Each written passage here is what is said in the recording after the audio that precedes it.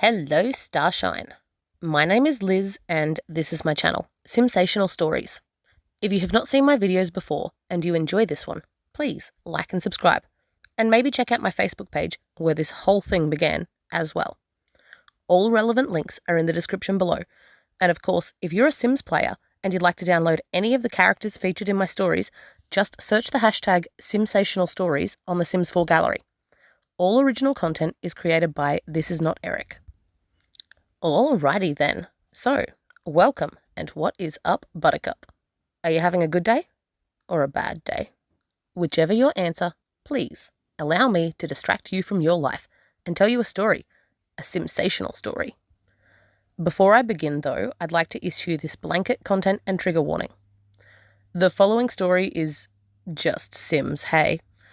I'm not going to apologise for treating them terribly, if that's what I've done, But I do want to assure you now that although I mean absolutely no harm, I completely understand if you feel unable to consume my content. Many loves, and we will catch each other on the internet elsewhere. Okay, so now we've gotten that over with, let's go. Today's story is from Blanchard the Bachelor, and we're at chapter 2. If you have not seen the previous chapter and would like to catch up, there are playlists available on my channel so you can hear the entire story in chronological order. The rest of us are going to move on from where we left off last time though. So without further ado, Blanchard Bridges felt like he was suffocating. He was only 28 years old, and yet he felt like he was living the life of a 40-year-old. He had met his wife Greta in the club years ago, and before they knew it, she'd been pregnant. Of course he'd married her. It was the right thing to do. And their son, Octavian, was now 8 years old. Their marriage was not a happy one. It was around this time that Greta found herself feeling sick in the mornings. Unhappy with his lot as he may have been, Blanchard had never been one to forego his marital duties. Far from it. Blanchard had an almost unhealthy appetite for those sorts of things. And Greta was honestly surprised it had taken her this long to fall pregnant again. When she announced that they were to have another child, Blanchard took it surprisingly well. Greta had expected him to panic, freak out, and beg her to get rid of it. Instead, his left eye just twitched for a moment as he composed himself, and then he had merely said that she'd better make a doctor's appointment to be sure. Blanchard had taken the news so well because he'd already made a decision within himself. He and Greta had been together for almost a decade, and he was nearly 30 years old. And he was done. He hadn't wanted their son Octavian, let alone this new baby that was on the way. He didn't want anything to do with it. He sat on the idea for months. But finally, when Greta was 8 months pregnant with their second child, Blanchard Bridges woke up in the middle of the night and got ready in the dark. He had one final drink sitting on the bed next to his sleeping family before getting up to go. It was 3:12 a.m. and he didn't look back as he left the room. He was surprised then to find his son chasing him down the stairs. He'd thought that Octavian was asleep, but either he hadn't been as quiet as he thought he'd been, or Octavian had been pretending. Probably the latter. Octavian had developed a nasty little habit of spying on his father, and knew all sorts of things that he probably shouldn't have.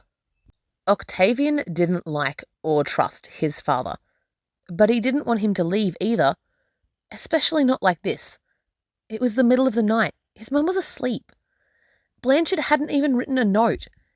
He was just leaving, disappearing off into the night like some sort of criminal. Octavian begged his father on bended knee not to leave them. How could he do this? Nothing his son said had any effect on Blanchard. He had brushed off his son's pleas and walked away, again without a backward glance. It was left to young Octavian to break the news to his mother and to tell the terrible tale of how he had woken up to watch his father pack a bag and leave. And that wasn't the only thing Octavian had seen. Octavian finally confessed to his mother everything he knew. Blanchard hadn't just left her. He had left her for another younger woman. Her name was Morgan, and Octavian had had the sorry burden of being aware of Morgan's affair with his father for weeks now. Octavian actually knew Morgan from the school bus. The girl had only just finished high school. Blanchard had actually met Morgan on the bus, but not the school bus. They'd both been going to the unemployment office on the normal bus and just connected. It had been wild. Morgan had never met anyone like Blanchard before. He was so smart, sexy, and kind to her. She knew he was married, but it wasn't as if he was happy. Blanchard had promised Morgan that he was going to leave Greta anyway. He was sick of being in an unhappy marriage. Greta had tricked him all those years ago, and he was over it. He just wanted to be free, and to be with her. She was his one true love. Morgan was only 18 years old, but she knew sincerity when she saw it. And Blanchard meant what he said. Octavian had heard his dad say all that, and just assumed that his dad was lying. He had become so desensitized to Blanchard's bad behavior that, after the initial shock of discovery wore off, of course, he had somehow sort of dismissed his dad's affair as meaningless. He kind of knew his mum would have been broken-hearted if she knew, but he also kind of thought that it didn't matter anyway. Greta was furious. Didn't matter? Of course it ruddy well mattered. How could Octavian have kept this from her? And how could Blanchard have even done this, any of this, to her? To all of them? It was completely out of left field. Octavian was making it all up. It was all lies, and he was a terrible, foul little boy to tell such awful tales about his father. But as the day wore on and Blanchard didn't call, didn't text, and didn't turn up, Greta was forced to admit the truth to herself. She had been abandoned. Her husband had snuck out of their house in the middle of the night and left her. He may or may not have been having an affair with an 18-year-old girl as well, all while she was pregnant with his child. What was she going to do? And that brings us to the end of Chapter 2 of Blanchard the Bachelor.